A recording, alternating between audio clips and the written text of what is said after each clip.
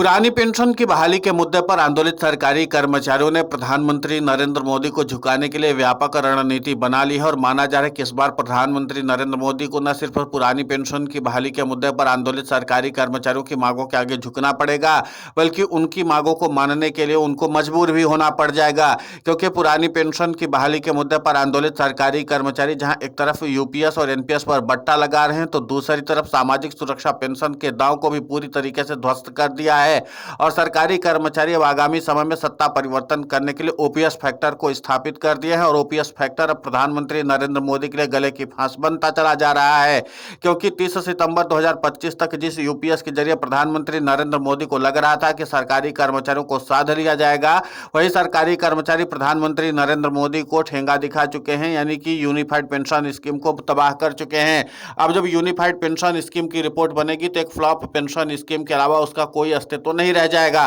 तो दूसरी तरफ पुरानी पेंशन की बहाली के मुद्दे पर आंदोलित सरकारी कर्मचारियों ने अपने ओपीएस फैक्टर पर इतना तेजी से काम किया कि यूनिफाइड पेंशन स्कीम का डामाडोल हो गया और दूसरी तरफ सामाजिक सुरक्षा पेंशन से भी एनडीए और उनके घटक दलों को कोई खास उम्मीदें दिखाई नहीं दे रही, क्योंकि उसके बदले पुरानी पेंशन की बहाली के मुद्दे पर आंदोलित सरकारी कर्मचारियों ने अपने फैक्टर को और भी ज्यादा मजबूत कर लिया है। और इतना ही नहीं, विपक्षी दलों की ओर से भी पुरानी पेंशन की बहाली के मुद्दे पर आंदोलित सरकारी कर्मचारियों का पुरजोर समर्थन किया जा रहा है। और इन सब के बीच में पुरानी पेंशन की बहाली के मुद्दे पर आंदोलित सरकारी कर्मचारियों ने 25 नवंबर को राष्ट्रीय राजधानी दिल्ली में व्यापक आंदोलन करने का फैसला कर लिया है। और इस राष्ट्रव्यापी आंदोलन के जरिए न सिर्फ बिहार को साधने की कोशिश की जाएगी, बल्कि पूरे देश भर में पुरानी पेंशन की बहाली के लिए एक नया आंदोलन और मूवमेंट खड़ा हो जाएगा। और इसके जरिए पुरानी पेंशन की बहाली के मुद्दे पर आंदोलित सरकारी कर्मचारी बड़े आसानी से अपने ओपीएस फैक्टर को स्थापित कर लेंगे। यानी कि एक तरफ जहां बिहार का विधानसभा चुनाव चल रहा होगा, तो वहीं पर दूसरी तरफ सरकारी कर्मचारी राष्ट्रीय राजधानी दिल्ली में जैसे ही अपने आंदोलन को आगे बढ़ाएंगे,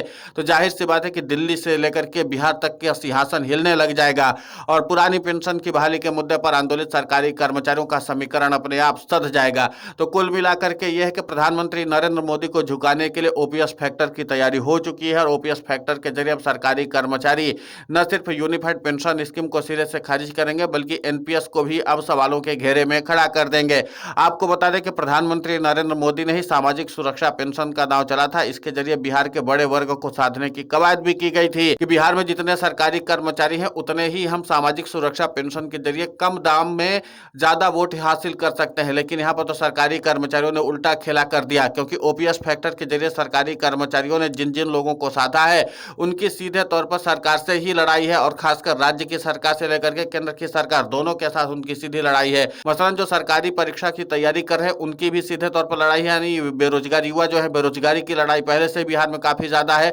और इसी तरीके से जो नियमित तौर पर सरकारी शिक्षक हैं उनके लिए भी कई सारी जो मांगे हैं उनको भी सीधे तौर पर सरकार के साथ जोड़ लिया गया है। उन तमाम वर्ग को जोड़ा गया है जो सीधे तौर पर सरकार के खिलाफ मूवमेंट चला रहे हैं और उस मूवमेंट को ध्यान में रखते हुए ओपीएस फैक्टर तैयार किया गया है, यानी अपने सिमिलर वाले जो विचारधारा के लोग हैं उनको साथ में सरकारी कर्मचारियों ने जोड़ लिया है। तो माना जा रहा है कि एक तरफ विपक्षी दलों की ओर से इस पूरे मूवमेंट को जहां आगे बढ़ाया जाएगा, तो दूसरी तरफ सरकारी कर्मचारी ओपीएस फैक्टर के जरिए तमाम समीकरण को साधने में जुटे हुए हैं। तो ये सारे समीकरण इस बार बिहार में सत्ता परिवर्तन करने का कारण बन सकते हैं। लेकिन सिर्फ सत्ता परिवर्तन करने का कारण से ही काम नहीं चलने वाला है, बल्कि सरकारी कर्मचारियों को एक ठोस रणनीति की जरूरत थी। तो उस ठोस रणनीति को और भी ज्यादा हवा देने के लिए और विपक्षी दलों के ऊपर अपना प्रभाव और भी ज्यादा मजबूत करने के लिए, क्योंकि कई राज्य ऐसे हैं जहां पर सरकारी कर्मचारियों ने सत्ता परिवर्तन किया लेकिन उनको पुरानी पेंशन का लाभ नहीं मिल रहा है। तो ऐसे में सरकारी कर्मचारी अपने वादे को पुख्ता करवाने के लिए विपक्षी दलों को सीधे तौर पर चुनौती देने के लिए राष्ट्रीय राजधानी दिल्ली में जाने वाले हैं और वहां पर 25 नवंबर को एक बार फिर से हुंकार भरेंगे।